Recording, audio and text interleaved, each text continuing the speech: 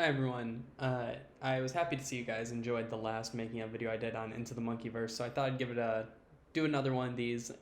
And I wanted to do this one actually, but I tested the water with the other one first. This is going to be the making of the Mother 3 playthrough. I have a couple episodes here that I'm just going to highlight some of the more intentional editing aspects of it, just to show you guys some of the thought that was put into it because you guys seemed intrigued by it. So let's try. I chose these two episodes, part 45 and part 38, because I think that these ones demonstrate most of the major editing decisions. Alright, so let's start with part 38.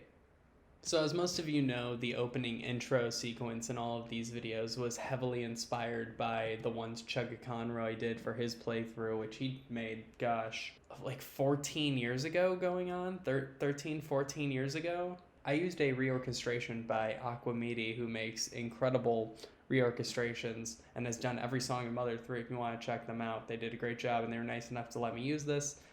Free of charge, nothing to it.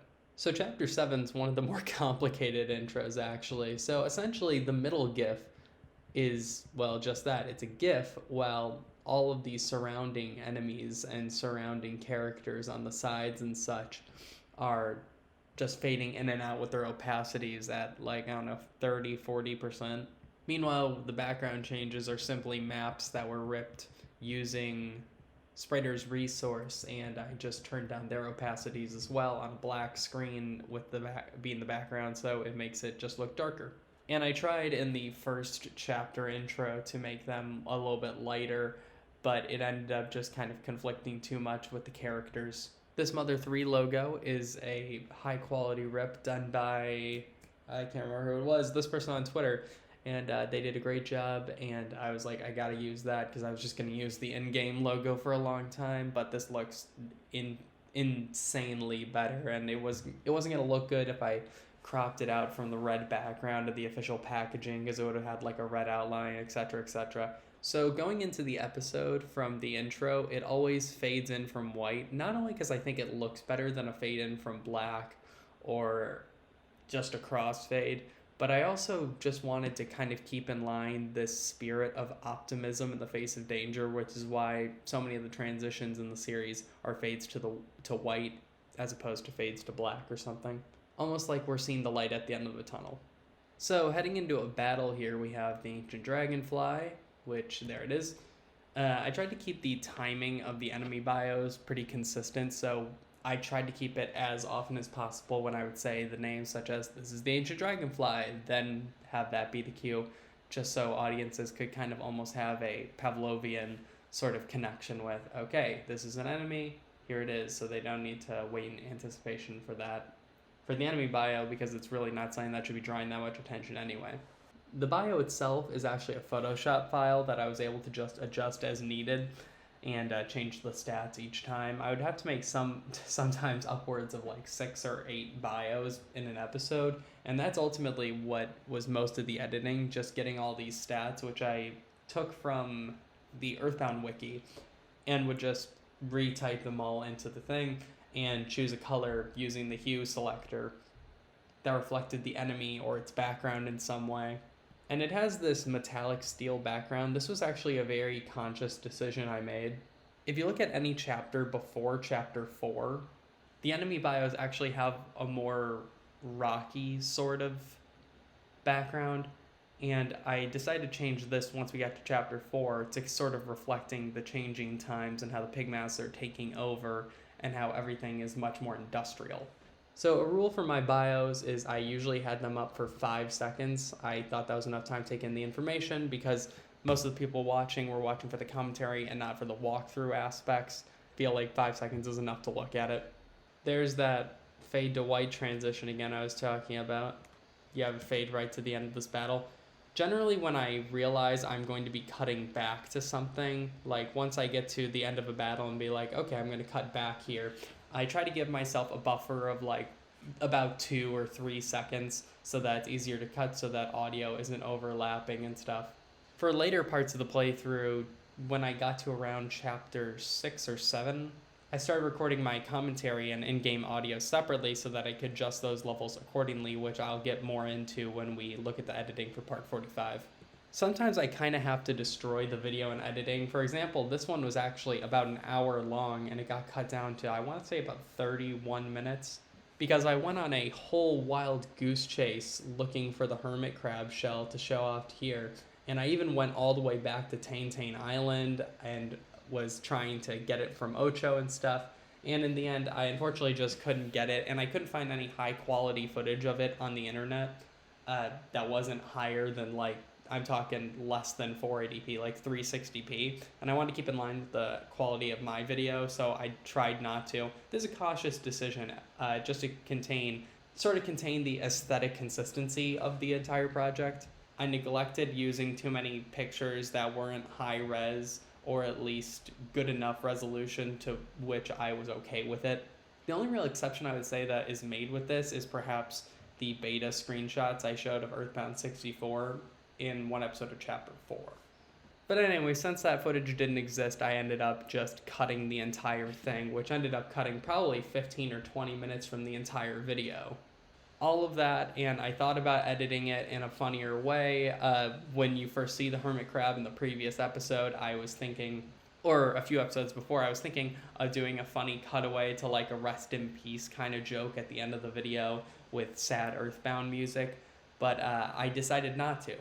Talking about consistency throughout a project, I wanted to also keep an emotional and tonal consistency, which is why you have a few one-off videos that are outtakes completely separated from the rest of the video and not just kept in there.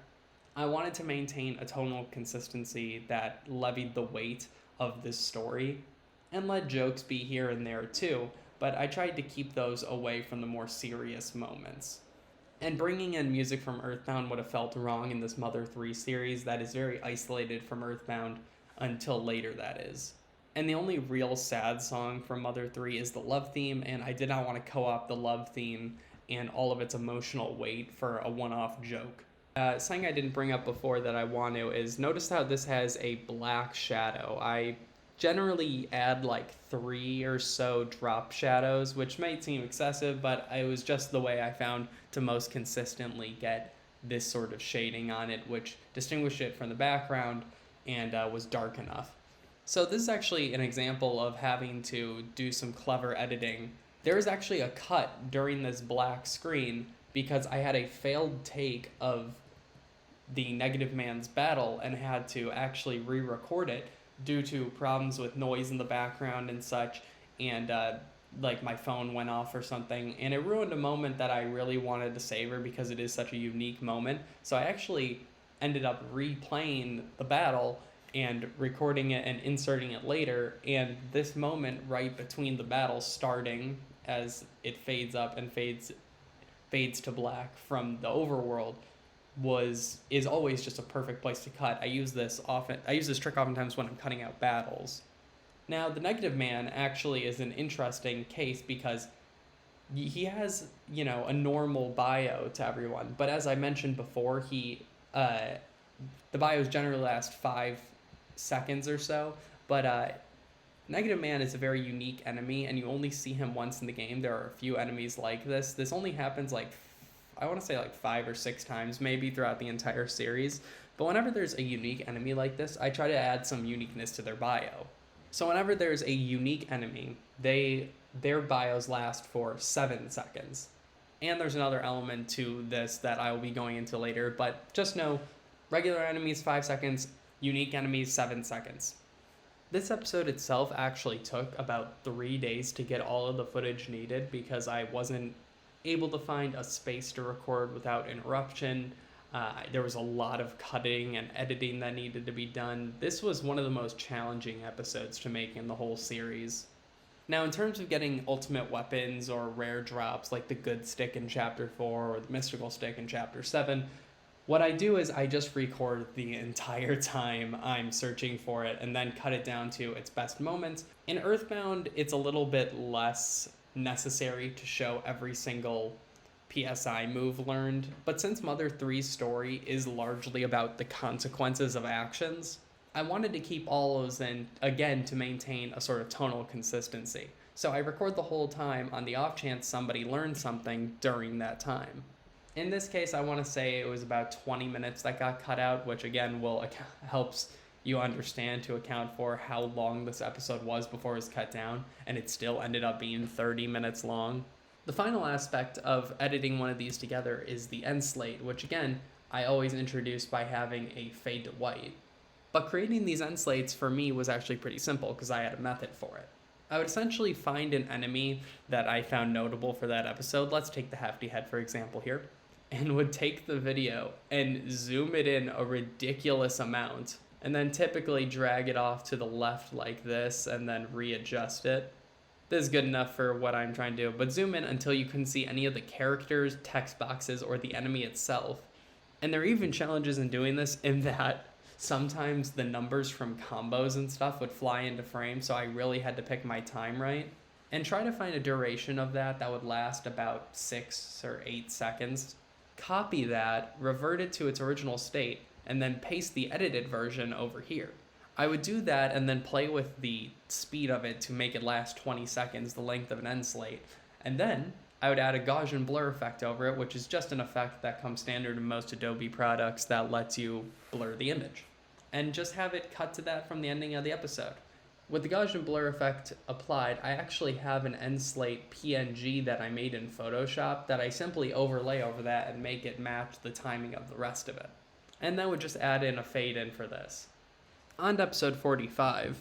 As you can probably imagine, I just, for intros, decided to add notable locations from the chapter and relevant characters.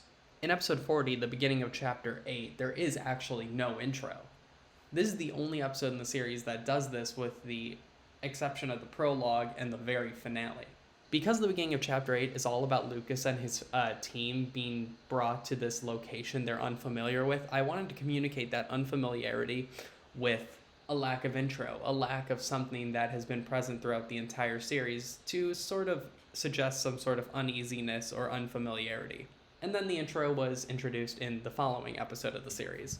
This is probably my favorite intro I made for this series. I'm just really happy with how it turned out. I added a vignette on the edges of the screen to sort of emphasize the dark nature and seriousness of this chapter, as well as to emphasize the sort of dark and evil forces that are sort of surrounding and have cornered Klaus.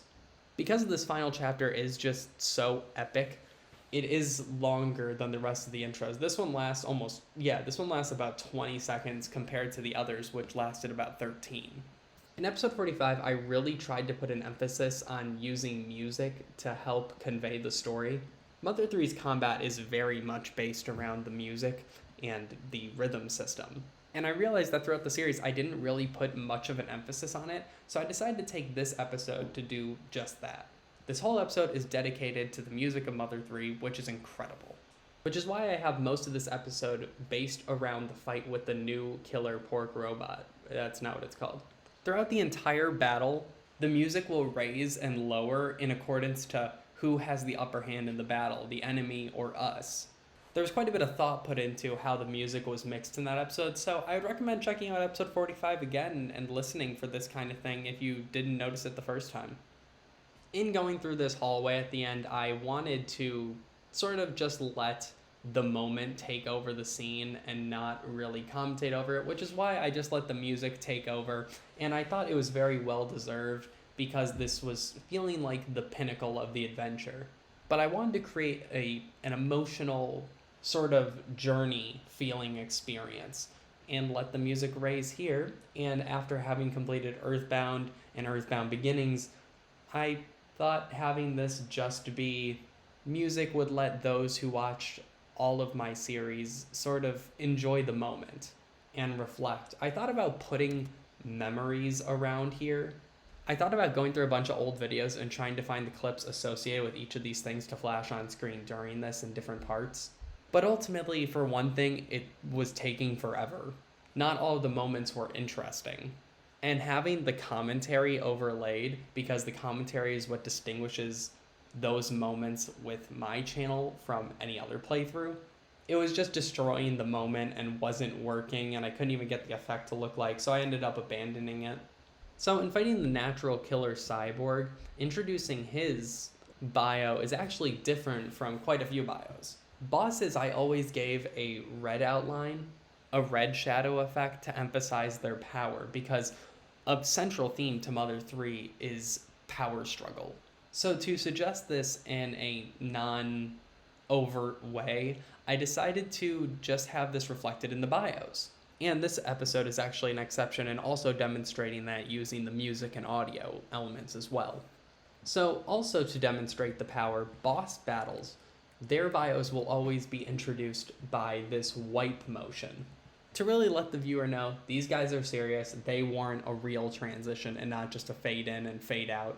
And, generally enemies that are introduced will just have theirs cut in, immediately come in with the smash sound effect, which, by the way, is sped up or slowed down depending on what kind of enemy we're facing. It's played at normal speed for regular enemies, at, I want to say, like 90 speed for unique enemies, and then 75% for bosses, so that it's just a much bigger crashing boom. And in the same way that regular enemy bios are shown on screen for about 5 seconds and unique enemies are shown for about 7, bosses are shown for 10.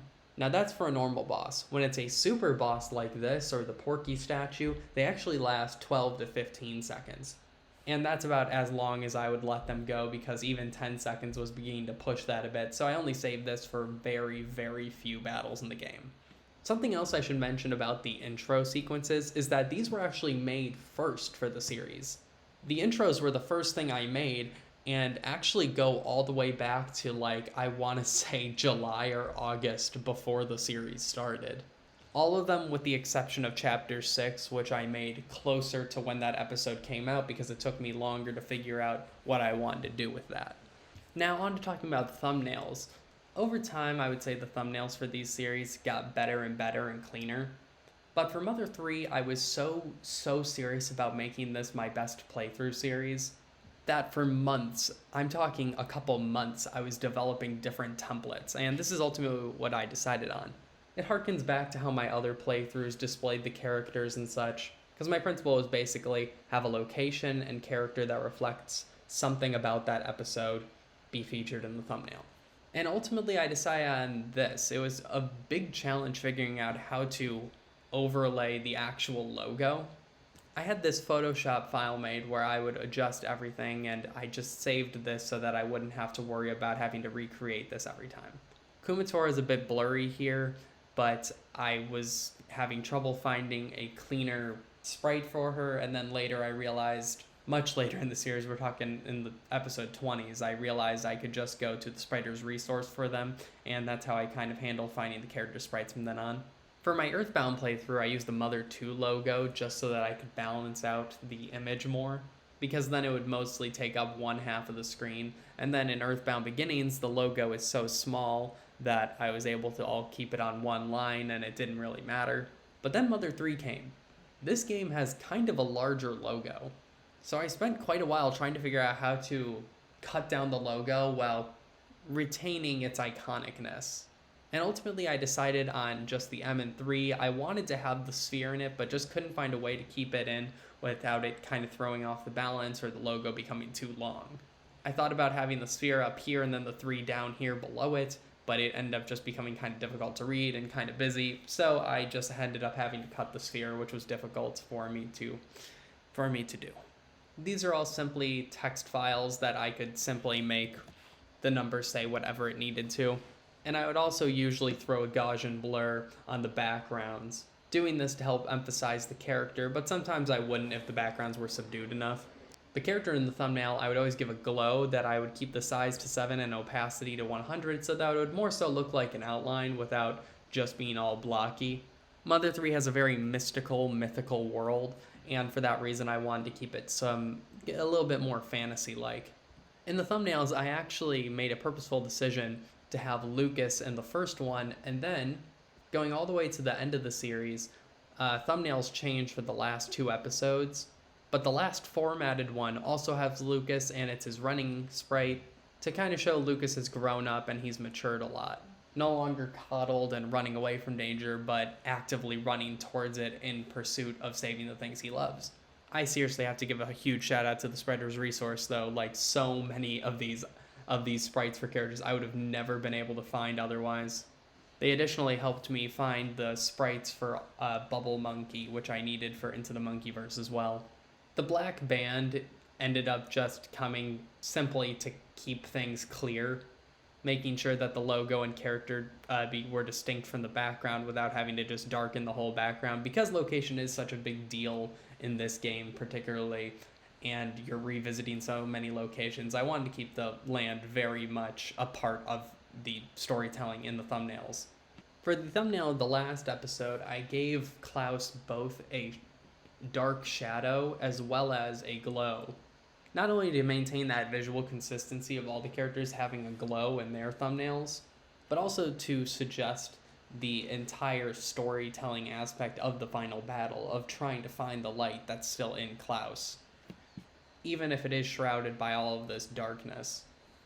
I guess one more sort of visual thing I did is I made sure that the series began with a white screen and ended with a white screen to help suggest, that sort of cycle of life, the death and rebirth of a world. I wanted everything to have some sort of meaning when I did it in this series, and I hope it paid off. It certainly seems like it. The series did quite well, and you guys seem to enjoy it quite a bit. And I just hope it was for at least some of the reasons, even if subconsciously, of those purposeful decisions I made to help tell the story. Thank you all for watching. If you have any other questions, please leave them in the comments, and I'll try to respond to them if I can, if I have an answer.